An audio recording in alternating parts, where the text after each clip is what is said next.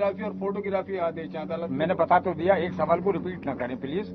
मैंने बता दिया कि उन्होंने वो मस्जिद होगा इस बात के कि नहीं मेजरमेंट होगा, जबकि हमने इसका विरोध किया।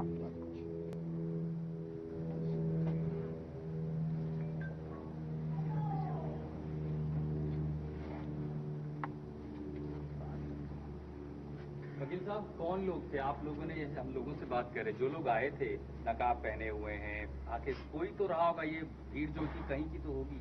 कौन लोग थे? किसी को आप पहचान पाए? नहीं, हम किसी को नहीं पहचानते।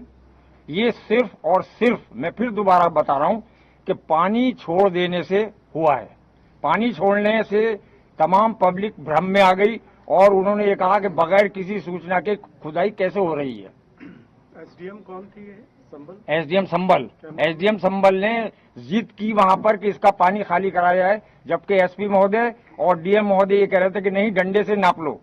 जैसे ही पानी छूटा तमाम पब्लिक में भ्रम फैल गया कि उसकी जामा मस्जिद की खुदाई हो रही है। आप लोगों ने समझाया पब्लिक को, आप लोगों की तरफ से? हम लोग क्योंकि मस्जिद परिसर में मौजूद थे और हमने अनाउंस भी किया, पब्लिक को समझाया। लेकिन इसके साथ साथ मैं एक और कहना चाहूंगा कि पूरी तरीके से ये एसडीएम संभल और सीओ संभल की साजिश से हुआ है। सीओ संभल ने क्या किया? सीओ संभल ने ये किया कि जिस टाइम भीड़ इकट्ठा हो रही थी पानी को देखकर कि वहां भ्रम की स्थिति है, खुल रही है, तब उन्होंने उनसे सीओ साहब से ये मालूम करने की कोशिश करी कि आखिर जामा मस्जिद में क्या हो रहा है। तो उन्होंने उन्हें गालियां दी और लाठीचार्ज करा दिया और ये भी कहा कि अगर ज्यादा सवाल जवाब करोगे तो सबको ठोक दूंगा।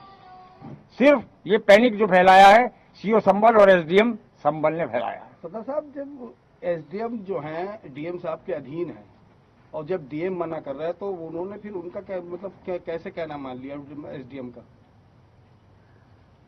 फिर से जवाब सवाल करें। डीएम के एसडीएम अधीन है। हाँ है। और डीएम में मना कर रहा है कि मेजरमेंट नहीं होगा, डंडे से नाप लो, और एसडीएम जोर दे रही, तो क्या डीएम साहब ने उस बात को उनको? कुछ नहीं, जो मेरे सामने मैं वहां मौजूद था, उन्होंने एसडीएम साहब ने, सॉरी डीएम साहब ने और एसपी साहब ने ये कहा कि नहीं, इसकी गहराई जो है वो आप डंडे से नाप लें। वो नहीं मानी, बल्कि उन्होंने यहाँ तक कहा, फुव्वारा चल रहा था कि इसे भी बंद कीजिए। तो हमने उनसे ये कहा कि ये तो चलता ही रहता है। अच्छा सदर साहब, जैसे आपने अनाउंस किया था, आपके पक्ष की जो भीड़ थी आपके समझा, और आप सम्मानीय व्यक्ति हैं, आपने अनाउंस किया कि सर्वे पूरा हो गया है और अब कोई बात नहीं है, कहा था, सब मस्जिद अनाउंस हुआ था, तो फिर ये भीड़ क्यों नहीं मानी? आपके समझाए को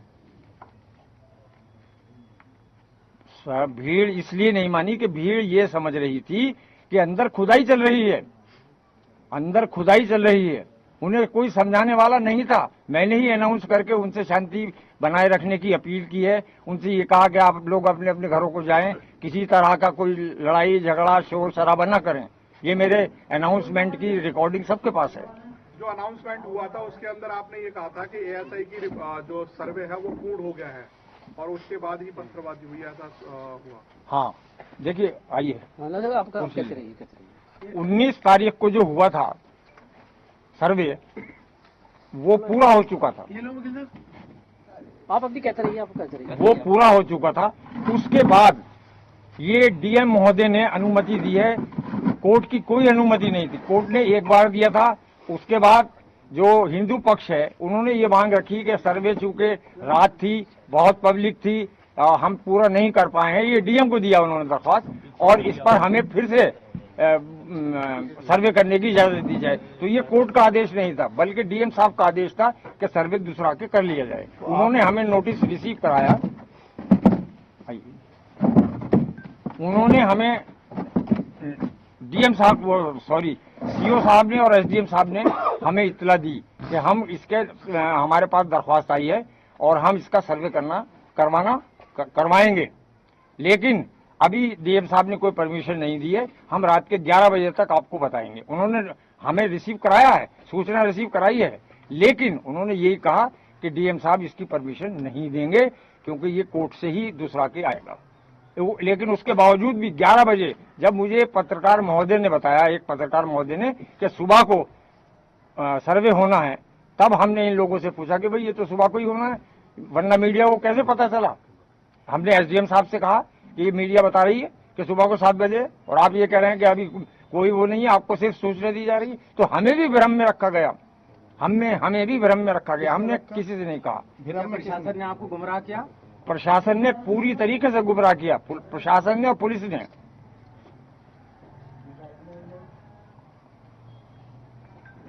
मौत से किसी तरह की अनाउंसमेंट हुई है कि फायरिंग के ऑर्डर हुए हैं, लोग हट जाए, इस तरह की कोई अपील की गई थी? हाँ, मैंने की थी।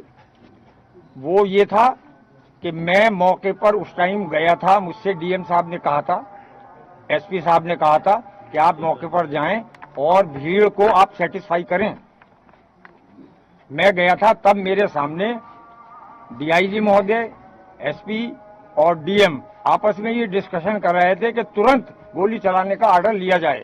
कौन कर रहे थे? एसपी साहब थे, डीएम साहब थे और डीआईजी साहब थे। मैं उस टाइम वहां मौजूद था। तब मैंने ये सोचा कि अब गोली चलने ही वाली है। मैंने पब्लिक से अपील की, बहुत ज्यादा अपील की, वहां पहुंचकर भी अपील की, लेकिन 75% लोग वापस चले गए। कुछ लोग यही सोचते रहे कि खुदाई अभी भी जारी है, ये खुदाई क्यों हो रही है। तो मैंने फौरन ही अनाउंस किया कि गोली चलने के आदेश मिल चुके हैं पुलिस प्रशासन को, लिहाजा मेरी गुजारिश है, अल्लाह के वास्ते, खुदा के वास्ते, सारे लोग हट जाएं, चले जाएं, अपने अपने घरों को चले जाएं, शांति बनाए रखें।